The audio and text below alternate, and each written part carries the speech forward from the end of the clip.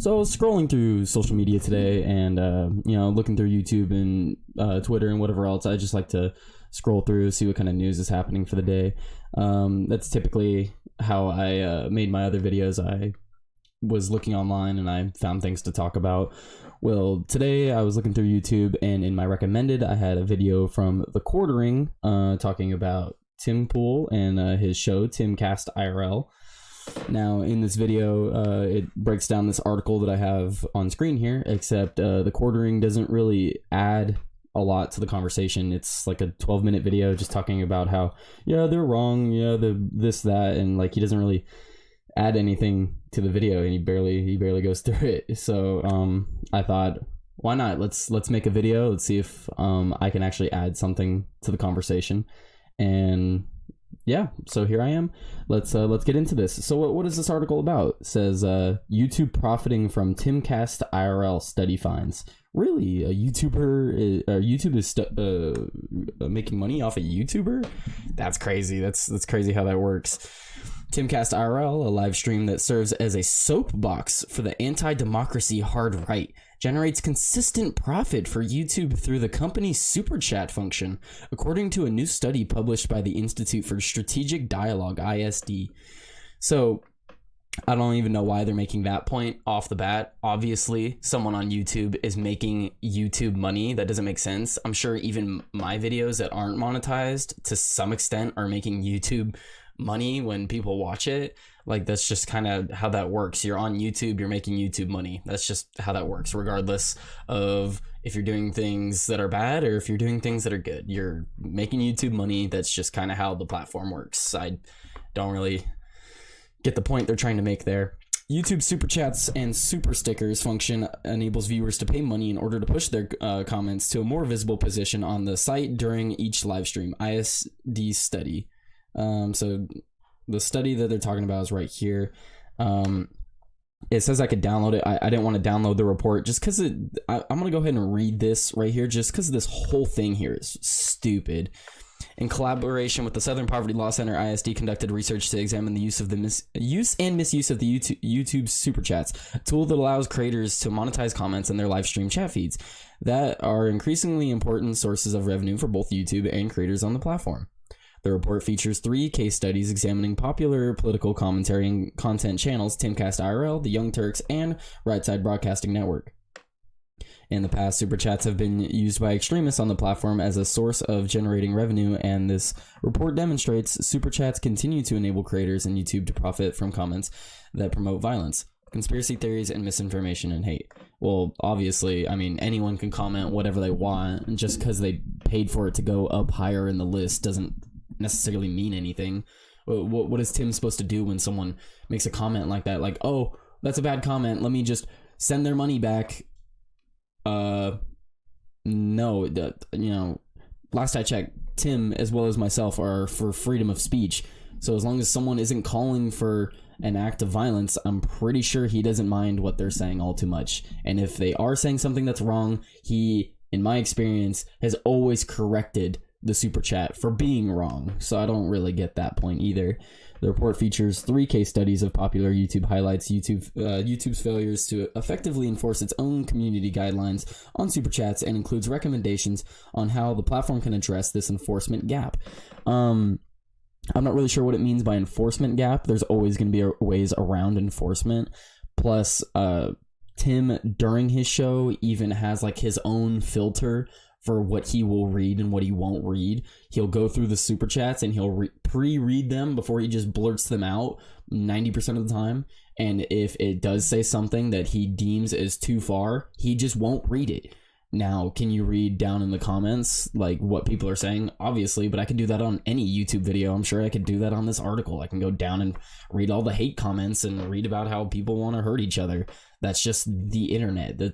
When people have anonymity, they will say things that they think they can get away with. That's just how it works.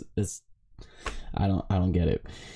Well, I do get it. It's just they're just trying to attack him. They're just trying to figure out ways to knock him down. But this is just not it. Cyron O'Connor is an analyst and investigator on ISD's Digital Analyst Unit. He focuses on the intersection of extremism and technology, with specific expertise on the right-wing extremism and disinformation environment online and use of open-source research methodologies. In the past, has published research examining the nature of hate speech, pro-Russian disinformation on TikTok, examine the spread of blah, blah, blah. Blah, blah, blah, blah, blah. Okay, let's go back to this article here.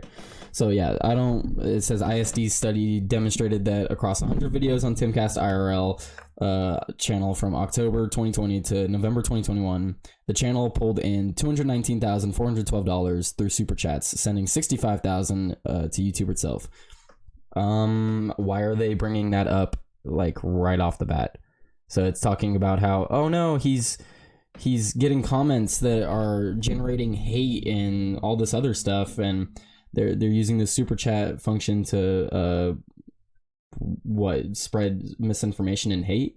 But then it immediately doesn't even talk about that. It talks about, oh, he's making a bunch of money through super chats. Oh no, he's making a bunch of money. Let's not talk about what's being said on the super chats. Let's talk about that he's getting money from them. Okay, so it just seems like a bit of jealousy here. Timcast IRL averages $2,000 in super chat money per broadcast. The report found. Good for him. That's cool. That's a lot. ISD also discovered that YouTube has taken profit from the Timcast IRL super chat comments that advocate violence. Well, yeah, they also take money from the super chat comments that don't advocate violence. That's kind of how that works. And as I was saying earlier, there's always going to be a way around any like banned words they have or anything like that. Like if they ban the word, I don't know, like they ban the B word, all I have to do is type BIT and then space it out and then put CH, and then they're not going to be able to ban that. Or if they do, then the word bit will just always be banned. So there's just always going to be ways around saying things that you don't want people to say. That's just how it is. People, when you find a way, or when you find a word, when you find a way to ban a word, people will find other ways to say that word. That's just human nature. Social media performer Tim Pool, 36, hosts Timcast IRL, known for wearing a knit winter cap year-round during his broadcast and portraying himself as a disaffected liberal who came to support Donald Trump. Pool has published his commentary in an extreme hard-right direction in recent years. Former President Donald Trump invited Pool and other loyalists, including disinformation peddler Ali Alexander and Gateway Pundit founder Jim Hoft, to a social media summit at the White House in July 2019. The Nonpartisan Election Integrity Partnership, which is composed of researchers from Stanford University and the University of Washington, includes Pool and a group of verified Twitter super spreaders who pushed disinformation about the 2020 election prior to the attack on the U.S. Capitol. Timcast IRL currently claims over 1 million subscribers on YouTube. Okay, so let's break that down. It's talking about a social media summit at the White House. Now, I've watched Tim Pool for quite a while. He never makes any mention of that ever. I don't even know why they're bringing that up. That kind of seems irrelevant. Now, talking about spreading disinformation in regards to the supposed insurrection that happened on January 6th, that's just an outright lie, because Tim is incredibly careful about the information he spreads. Any election information that he has spread, he uses the words allegedly or not confirmed. He talks about how this is just what we know currently. He's very careful about the way he says these things. So I find it very hard to believe that he was spreading misinformation prior to the attack. I highly doubt that. From just my experience of watching Tim Pool, highly doubt that. They don't even show any like screenshots or evidence to that point either. It's just some crap they throw out there, which I'm not surprised. Says that they reached out for YouTube as well as Tim Pool, but why would either YouTube or Tim Pool reach out to the Southern Poverty Law Center when clearly this is just a bullcrap hit piece? Like, I don't blame them. Like, okay, yeah, so here's this part. ISD also found examples of Timcast IRL viewers paying money to advocate for violence on YouTube's platform. On January 5th, the day before the insurrection, the day before Trump supporters attacked the U.S. Capitol, a Timcast IRL user paid $6.66 to write, "Prepare yourselves, the wicked and immoral will be annihilated. This is the only way." According to ISD's research, another user paid $4.49 to publish, "The time of war is here. Only a fool still has faith in the courts." Okay, so it's showing comments from people from the day before the insurrection. Now, if you go back in time, yeah, a lot of people were angry in general about the whole thing. Like, a lot of people didn't want Joe Biden to be president. A lot of people wanted Trump to be president. So clearly they're going to be saying stuff like this. Like, I'm pretty sure similar things were being said from Hillary supporters when the inauguration for Trump was about to happen. It's like, prepare yourselves, the wicked and immoral will be annihilated. This is the only way. It sounds like stuff that Democrats say. Like, I'm not surprised that Republicans are also saying it. And it's crazy coming from either side. So, and it's not like Tim is propping up these comments anyway. It's just the fact that someone paid Timcast IRL to write these. That's what they're arguing that's their only complaint, is that someone paid Timcast to write these comments on his videos. Okay, cool. I'm sure there's a lot of things, or I'm sure there's a lot of people you could pay to leave comments on their videos and other things. Like, whatever. The aftermath of the violence that took place on January 6th, which left 5 people dead, Timcast IRL users paid to amplify comments celebrating the attack, ISD found. Okay, again, Tim never promotes any of those comments, if that's true. He doesn't promote comments that celebrate violence. He doesn't promote comments that encourage violence. He actually discourages comments like that constantly. So if any comments like that were being made, he probably addressed them in a similar way, such as like, "Hey, stop saying that," or "Hey, I'm just going to ignore those." He probably didn't pay much attention to those. For those saying it did nothing, the most powerful people in the world were laying on the ground and hiding behind chairs, because for a moment their bubble that made them untouchable was popped. A Timcast IRL viewer paid $20 to publish on January 7th, referring to politicians who described fearing for their lives. Okay, again, just random comments that can be left on anybody's video. Why is Tim at fault for these comments? Bull's commentary sometimes frames the U.S. as being divided beyond repair and destined for a second civil war. It's not that he frames it that way. It's literally just the articles and the conclusion that he's come to in a lot of his videos. Now, he also talks about how he doesn't want a civil war. He just talks about how a lot of the news and the direction that this country is going in tends to, it kind of seems like we're going into a second civil war. That's the only thing that he talks about, is how the country is very divided right now, and there's a lot of people going back and forth on an array of topics, whether it's who should be president or whether a baby is a baby. There's a lot of things that people are arguing about nowadays, and that's why he talks about a second civil war. Former QAnon personality and current congressperson Marjorie Taylor Greene appeared on Timcast IRL in February 2022 to complain about Twitter suspending one of her accounts. She made similar comments suggesting that if Democrats and Republicans could not agree, they need to consider separating. Yeah, Marjorie Taylor Greene also made comments talking about how people in Congress don't actually vote on the things that they're supposed to be voting on. She talked about how they sit in a big empty room and one person at the front says, "All right, here's this bill, who wants to vote on it?" And then the 5 people that are out there in the room, 3 or 4 of them go, "Sure, whatever." And then the one person there is like, "Hey," Marjorie Taylor Greene, she's like, "Hey, where is everybody? Shouldn't we have a conversation about this? Shouldn't we all have a vote here?" So she brought light to that, but let's not talk about that here, right? Why would we do that? And it's also talking about how they know that she was on in February 2022. So what's happened since then, since he's had Marjorie Taylor Greene on? Because if you watch Tim Pool, you would know that he's been swatted 8 times since that incident, as well as a bomb threat, and he had to cancel a music event with a country singer because there was a legitimate threat on his life. But and that's all come from after having Marjorie Taylor Greene on. So people are legitimately threatening Tim Pool's life, but you're scared of comments, random comments that are being left on his videos. Okay, right, yeah, because those are the real threat here. you know what, just like in a marriage, I don't like the way you're treating me. I'm asking you to change, which is what Republicans should be saying to Democrats right now. Stop this behavior. You have to change. We all have to live here together. We should care about our country together. And if you're not, then maybe we need to separate. And what does that look like? Okay, what is there to disagree there? She's literally saying if we can't come to an agreement as a country, maybe the country should split up so we can just go agree on things in our own separate corners so we stop fighting with each other, which I agree with. I 100% agree with. I don't like arguing with people, but if you disagree with me, how about you go with other people that you agree with? I'll go with other people that I agree with, and we'll do things the way we want to. I'm fine with that. As long as there's no violence. ISD also found examples of Timcast IRL super chats, users spreading COVID-19. I don't care.